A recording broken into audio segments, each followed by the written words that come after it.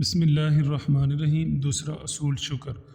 کامیاب اور خوشحال زندگی کے حصول اور پریشانیوں سے نجات کا دوسرا اصول یہ ہے کہ ہم میں سے ہر انسان اللہ تعالیٰ کی بے شمار اور ان گنت نعمتوں پر شکر گزار ہو، کیونکہ جب ہم اس کی نعمتوں پر شکر بجا لائیں گے تو اللہ تعالیٰ ہمیں اور زیادہ نعمتوں سے نوازے گا۔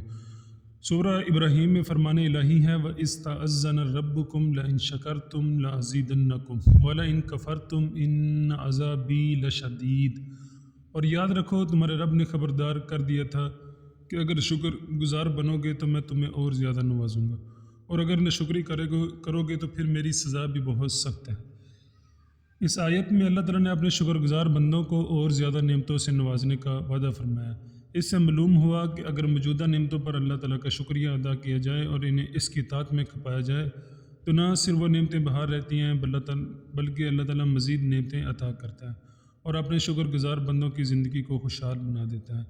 اسی طرح ناشکری کے اوپر بھی اللہ تعالیٰ نے قرآن مجید میں فرمایا ہے کہ جو انسان میری ناشکری کرے گا میں انہیں اس کی موجودہ نعمتوں کو چھین کر انہیں مصیبوں اور آفات میں گرفتار کر سکتا ہوں، والعیاذ باللہ۔ سورۃ النساء میں اللہ تعالیٰ نے فرمایا ہے ما یفعل اللہ بعذابکم ان شکرتم وآمنتم وکان اللہ شاکرا علیما۔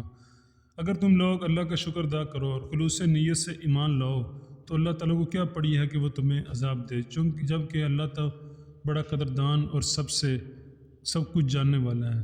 اس آیت سے معلوم ہوا کہ بندہ اگر سچا مومن اور اللہ تعالیٰ کا شکر گزار ہو تو اللہ تعالیٰ خواہ مخواہ اسے آزمائش میں مبتلا نہیں کرتا، بلکہ وہ تو قدردان ہے اور اپنے بندوں کے جذبات و تشکر کو دیکھ کر انہیں اور زیادہ عطا کرتا ہے۔